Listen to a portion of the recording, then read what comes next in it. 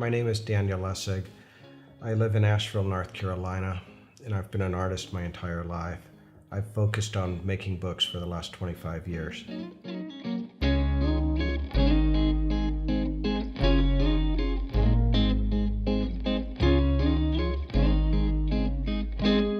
So as a book artist, I've focused on making wooden books. I've done this from pretty much day one.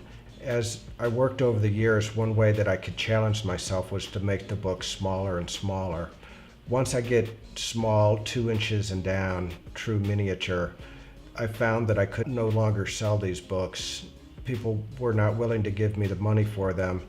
So I started to imagine ways to create an environment for the book. It first started as more architectural sculptures, arches, and what I call bridges. And later, in these days, I started carving animals. These animals kind of became a bookshelf for the book, I created an environment for the little book to sit in.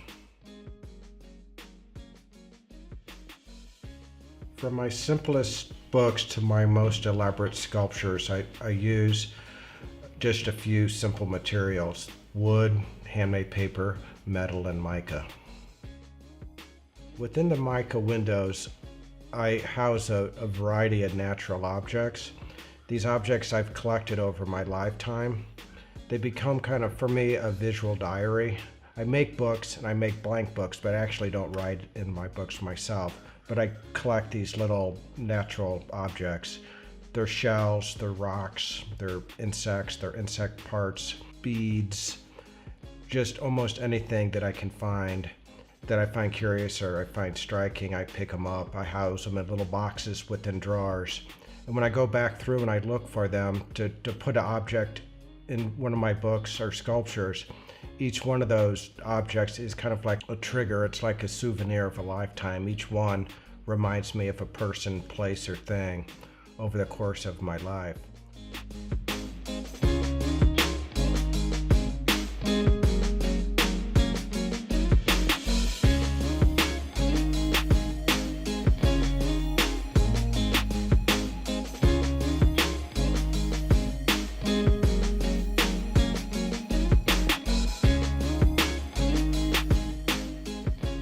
As I moved on with them and did more experimenting, I started to carve animals that were kind of time travelers, living fossils, alligators, gars, sturgeon.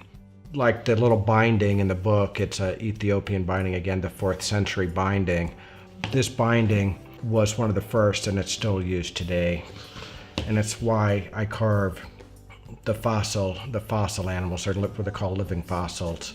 The gars and the sturgeon and the crocodiles are animals that have not evolved. They've been around forever, but they haven't evolved very much. So it's that historical or that kind of timeless critter, is that things that I'm drawn to now.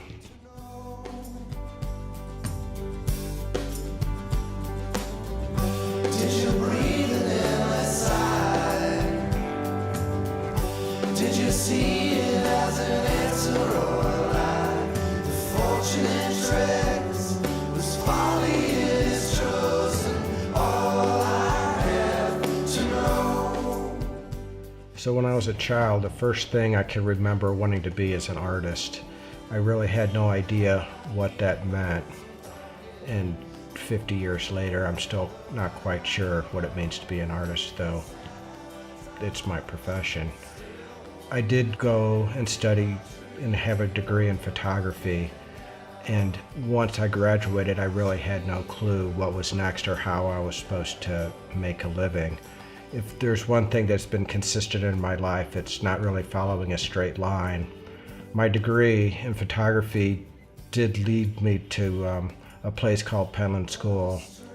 Penland is kind of a magical place that exists up in the mountains above Asheville. It's a school that's been there for decades. I think they've just celebrated their 75th anniversary. But it's a place that when I first set foot up there, I kind of knew it's kind of where I belonged, especially as an education. The classes are all workshops. You take classes for 2 weeks and you study with an instructor for that time. So people come in from all over the world and take classes with some of the best artists and craftspeople in the world.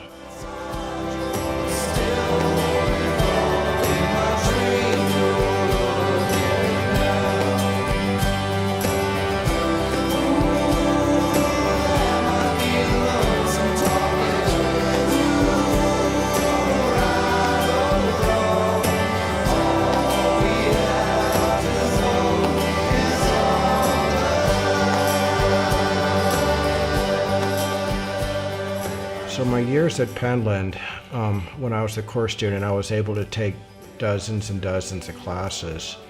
And during that time, I kind of was drawn to certain teachers.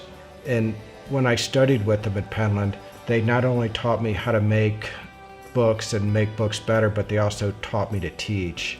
And it's become kind of a central part of my career. Is not only do I make my books and I make my sculptures, but I also teach other people how to make books. So it's kind of completing the circle or cycle as far as bookmaking and also just sharing art in general.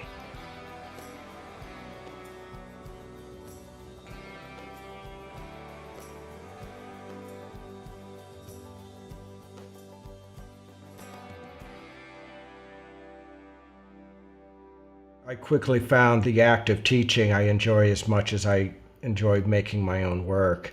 In this part, it also gives me the chance to travel the world and experience cities all over the country, as well as going to places like Hawaii or Italy. And these are opportunities I would have no other way to achieve other than through making books and sharing my talents with other people.